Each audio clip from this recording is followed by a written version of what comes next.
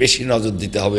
হসপিটালে গরিব মানুষের ওষুধ চুরি করে, স্টাফ চুরি করে, জনপ্রতিনিধি যারা থাকে তারা তো ওখানকার হেড হয়, আহ্বায়ক হয়, এই ওষুধ তাদের মাধ্যমে বন্টন হয়। অনেক সময় দেখা যায় ট্রাকের উপরই অর্ধেক ওষুধ বিক্রি করে, অর্ধেক ট্রাক আনলোড করে, অর্ধেক ট্রাক নিয়ে চলে যায়। দর্শক, আগামী জাতীয় সংসদ নির্বাচনে গাইবান্ধা সদর 2 আসনের বিএনপি মনোনীত প্রার্থী জনাব আনিসুজ্জামান খান বাবু, তার কাছে আমরা শুনতে চাইব তার নির্বাচনী অঙ্গীকার, লক্ষ্য এবং স্থানীয় ইস্যুতে উনি কীভাবে কাজ করবে। এখন আমরা কথা বলবো জনাব আনিসুজ্জামান খান বাবু, বিএনপি মনোনীত প্রার্থী সঙ্গে। আজকে আমরা দীর্ঘদিন যাবৎ বাংলাদেশ জাতীয়তাবাদী দল করছি, ছাত্র দল থেকে শুরু করে আজ পর্যন্ত বিএনপিতে এসেছি, কেন্দ্র কমিটিতে এসেছি। তা আমাদের তো আগের থেকেই একটা উদ্দেশ্য থাকে জনসেবামূলক কাজ করার জন্য।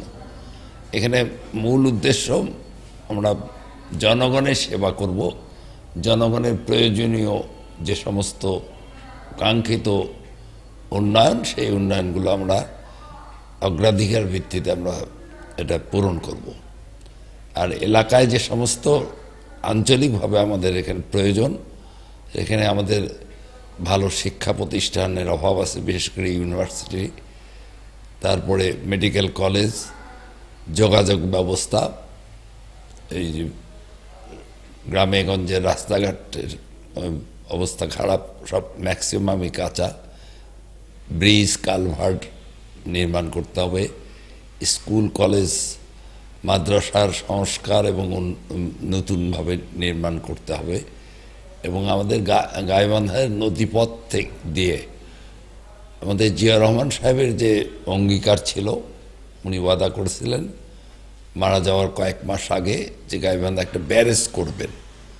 আমি যদি নির্বাচিত হই, আমি বেগম খালেদা জিয়া এবং তারেক রহমান সাহেবের সাথে আলোচনা করে সংসদে বিল উত্থাপন করার একটা ব্যবস্থা করব, যাতে করে এই ব্যারেজটা এখানে গাইবান্ধায়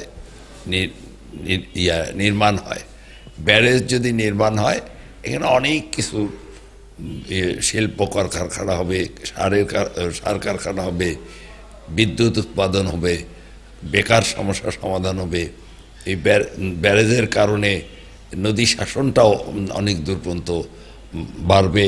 তবে পলাশবাড়ি, সাদুল্লাপুর এবং গাইবান্ধার মাঝামাঝি যদি একটা ইপিজেড হয়, তাহলে এখানে আমাদের কৃষকদেরও উপকার হবে, আমাদের সাধারণ মানুষের উপকার হবে, বেকার সমস্যাও কিছু সমাধান হবে।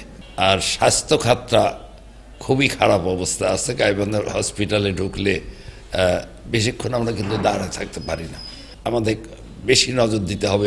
হসপিটালে গরিব মানুষের ওষুধ চুরি করে, স্টাফ চুরি করে, জনপ্রতিনিধি যারা থাকে তারা তো ওখানকার হেড হয়, আহ্বায়ক হয়, এই ওষুধ তাদের মাধ্যমে বন্টন হয়। অনেক সময় দেখা যায় ট্রাকের উপরই অর্ধেক ওষুধ বিক্রি করে, অর্ধেক ট্রাক আনলোড করে, অর্ধেক ট্রাক নিয়ে চলে যায়। এই যে গরিব মানুষের স্বার্থ ক্ষুণ্ণ করতে, যে আমি চাবো সব সেক্টরেই যেন একটা ভালো নজর দিয়ে একটা ডেভেলপমেন্ট করা যায়। এবং আমার নিজের স্বার্থের জন্য আমি এমপি হওয়ার ইচ্ছাও করিনি।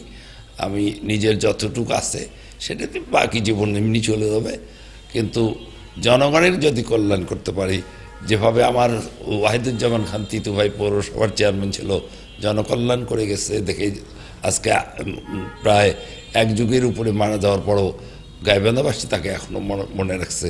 আমি একটা বড় পরিসরে নির্বাচন করতেছি, এমপিদের পাওয়ার পৌরসভার চেয়ারম্যানের মেয়রের চেয়েও বেশি, যদি আল্লাহ খোদা তাআলার হুকুম হয়, তাহলে আমি যদি এমপি হতে পারি, আমার বিশ্বাস আমি আমার ভাইয়ের চেয়েও বেশি কাজ করে আমার পরকালের কাজও হবে, আমি জনগণের মাঝে বেঁচেও থাকবো দীর্ঘদিন। এটাই আমার আশা, প্রত্যাশা।